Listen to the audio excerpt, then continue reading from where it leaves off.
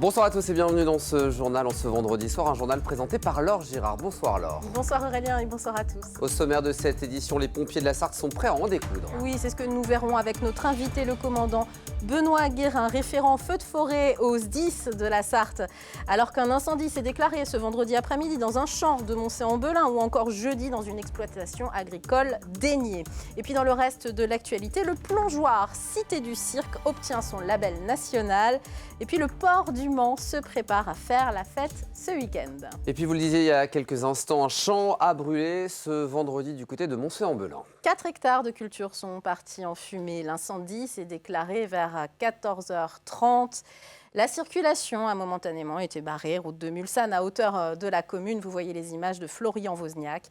4 camions de pompiers ont été mobilisés pour éteindre ce feu, une opération qui a duré 1h30 à peine. Un sujet qu'on va évoquer avec l'invité de notre journal ce soir, le commandant Benoît Guérin, référent départemental des feux de forêt au sein du SDIS 72. Soyez le bienvenu sur notre plateau. Merci d'être avec nous sur ce plateau. Vous avez été invité pour parler de prévention et puis on se rend compte qu'effectivement, bien les feux commencent. On s'y attend en cette période, notamment où on parle de sécheresse, à tous ces petits feux, ces départs qui commencent et qui peuvent être inquiétants.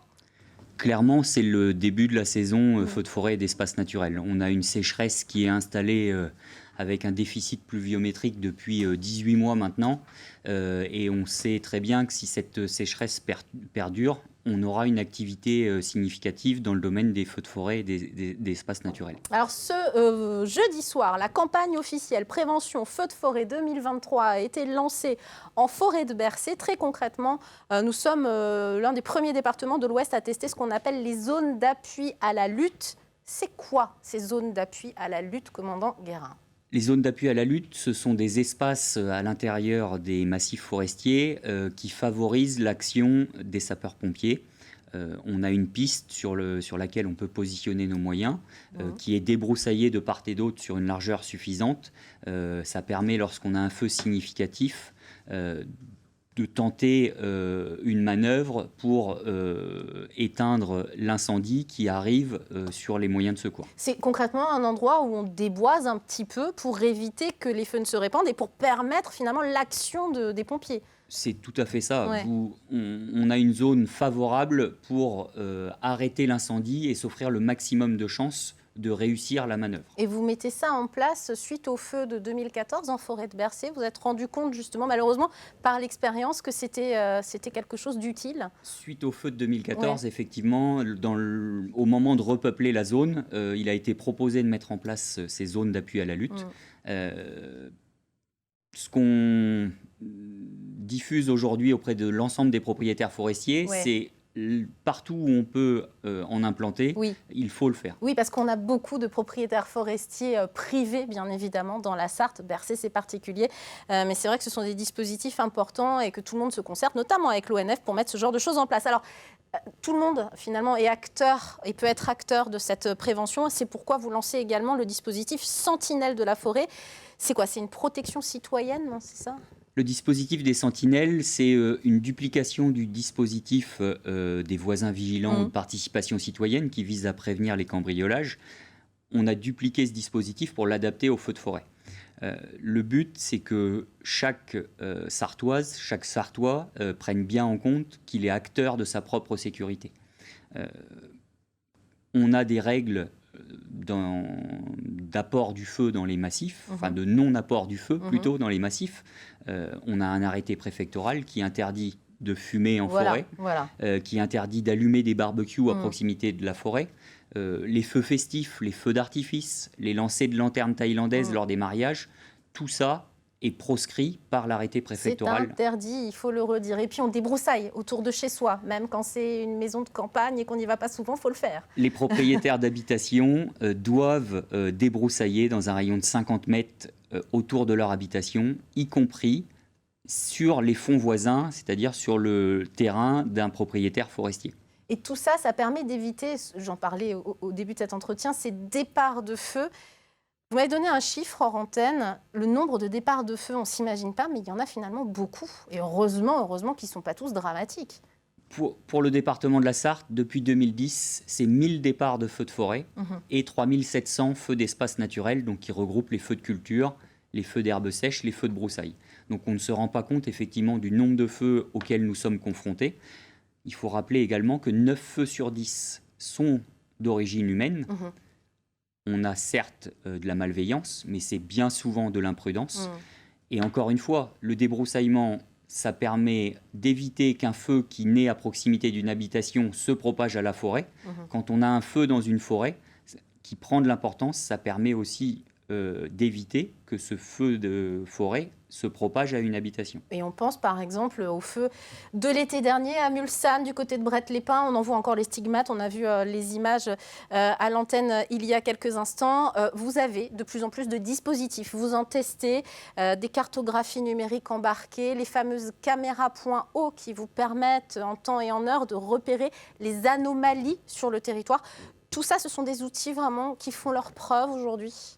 Clairement, on travaille sur tous les aspects de la lutte. Donc, il y a eu le dispositif de vidéodétection qui a été mis en place et qui a été finalisé le 1er juillet 2022, qui a démontré toute son efficacité lors de l'été 2022. On modernise nos pratiques, on modernise notre parc matériel.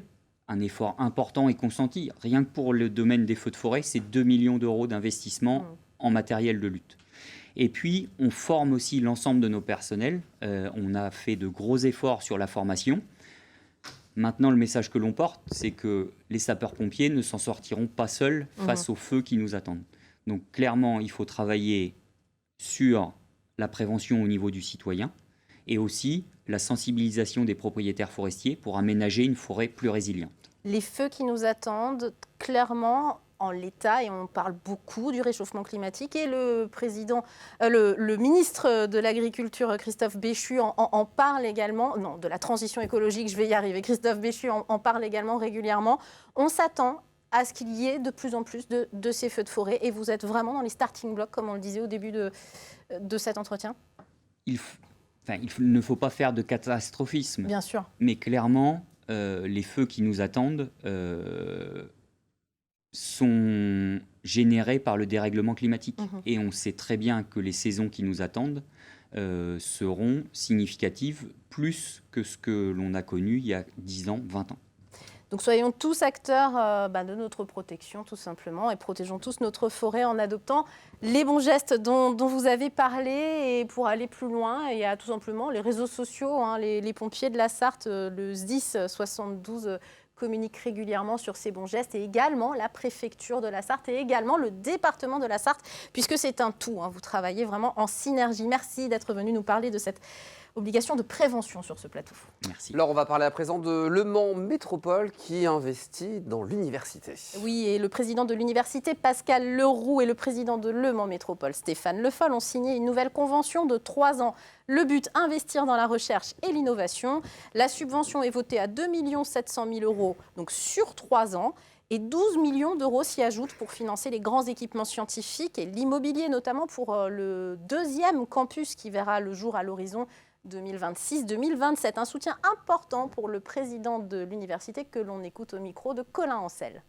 Alors, ce budget nous permet d'avoir un budget récurrent sur 3 années. On sait qu'on aura à nos dispositions ces montants, ce qui nous permet d'investir ou de travailler avec les composantes et les laboratoires sur des achats ciblés autour de la pédagogie, mais aussi autour de la recherche, voire aussi sur des actions transversales. C'est quelque chose qui est important pour nous, parce qu'on peut vraiment se dire que sur 3 années, on va pouvoir programmer un certain nombre, je dirais, d'actions, un certain nombre d'achats qui peut être difficile des fois de faire si on n'a pas une visibilité à plus long terme. Et puis au Mans, c'est acté, c'est officiel, nous avons un pôle d'excellence pour le cirque. Le plongeoir Cité du Cirque a été labellisé pôle national par le ministère de la Culture. C'est le seul de la région Pays de la Loire, une reconnaissance très attendue par les 28 salariés qui vient saluer un travail de longue date. Enzo Maubert. Ces spectacles font bien souvent rêver petits et grands. Avec plus de 130 représentations par an, le plongeoir est devenu l'un des piliers culturels du Mans. Ce mois-ci, il vient de franchir une nouvelle étape en devenant pôle national cirque, le 14e en France. Ça vient vraiment consacrer plusieurs années de travail au quotidien pour cette labellisation. C'est un rayonnement supplémentaire à la fois pour le quartier, pour la ville du Mans, mais aussi pour le département et la région, évidemment. Ça vient aussi marquer tout le travail qui est fait en faveur du cirque ici au Mans. Et puis, c'est une manière aussi de consolider le projet, d'avoir plus de moyens pour toujours faire rayonner le cirque et faire circuler le cirque ici dans les territoires avec les habitantes et les habitants. Concrètement, ce label et les subventions qui l'accompagnent favoriseront les résidences d'artistes et les spectacles. Engagé depuis 2008 dans la diffusion des arts du cirque en plein cœur du quartier des Sablons, le Plongeoir répondait à tous les objectifs du cahier des charges. Ce festival, cette école de cirque, ce lieu dans une ancienne piscine qui était un lieu dédié déjà à disposition des compagnies. Donc il y a toute cette histoire-là qui a pesé effectivement lourdement et le fait qu'il y ait une politique dans le secteur déjà très, très établie. L'inauguration du chapiteau permanent en 2022 a aussi pesé dans la balance. En l'espace de 6 mois, il a déjà accueilli 10 000 visiteurs. Et puis quoi de mieux pour inaugurer ce label que le festival Le Mans fait son cirque. Ça démarre ce soir. Oui, on l'attend chaque année vraiment. À partir de ce vendredi et jusqu'au 25 juin, l'événement revient à Promenade Newton au Sablon. Vous le voyez, les chapiteaux sont déjà installés. 22 spectacles sont accessibles au public pendant ces 11 jours. Concerts, art circassien évidemment, forme contemporaine. Vous pouvez même en profiter sans billet ou sans réservation. On écoute Richard Fournier, le directeur du festival. On peut venir au festival même sans voir de spectacle. On peut venir juste venir se balader, découvrir les chapiteaux, voir les extérieurs. On a après deux profils, soit on a préparé sa venue avec ses enchaînements, ses spectacles et ses places. Et puis si ce n'est pas le cas, on peut venir ici sur le site, demander des conseils au personnel d'accueil, demander des conseils à d'autres spectateurs et faire comme ça sa programmation. Les spectacles, les 20 spectacles sont à moitié gratuits et l'autre moitié est payante. Et puis le coût moyen est autour de 6 € l'entrée. Donc on est sur une politique tarifaire très très accessible et on peut faire tout un festival sans même payer un billet de spectacle. Allez, plein d'idées sorties ce week-end, Laure. Tout d'abord, direction le port du Mans. Et c'est quoi une armada, Aurélien ? Je ne sais point. Eh bien, c'est un rassemblement de navires, tout simplement. Et depuis mercredi, près de 10 bateaux de plaisance font escale au port du Mans à l'occasion de cette armada. L'occasion d'animer les bords de Sarthe à quelques jours de l'été. On voit ça avec Florian Wozniak. Le port du Mans affiche complet pour ce week-end d'armada. Les bateaux arrivés cette semaine portent fièrement leurs couleurs. C'est l'armada de la Sarthe. Donc nous avons 7 bateaux qui ont fait le déplacement. Donc ce sont des bateaux pour la plupart nantais. Ils ont passé la Loire au mois d'avril quand celle-ci avait encore de l'eau. Ils sont hébergés à Segré, un petit port qui est sur Loudon, au-delà du Lion d'Angers, qui sont donc venus ici pour découvrir la Sarthe. Et nous avions à cœur d'arriver jusqu'au Mans qui est le terminus. Brigitte vit sur le Koukaboura depuis maintenant 10 ans. Pour l'ancienne résidente du port du Mans, ce rassemblement de bateaux de plaisanciers est un événement à ne pas manquer. Demain, pour remercier la ville du Mans de nous recevoir, nous allons faire une petite armada, donc un défilé dans le port du Mans. On va partir, on va aller jusqu'à la cathédrale et on reviendra. On partira aux environs entre 14h et 15h. Et ensuite, on va ouvrir la visite de nos bateaux, qui sont nos espaces de vie privés. On va ouvrir aux personnes du Mans qui auront la gentillesse de venir les voir sur place. L'accès au port et aux bateaux seront gratuits. Des musiciens ainsi que des points de restauration seront installés sur place afin de transformer le port du Mans en vrai lieu de fête. Le rendez-vous est pris, Laure. Merci beaucoup. C'est la fin de ce journal. Une page de pub, la météo. Et on se retrouve dans quelques instants avec le grand Serge Bertin. A tout de suite.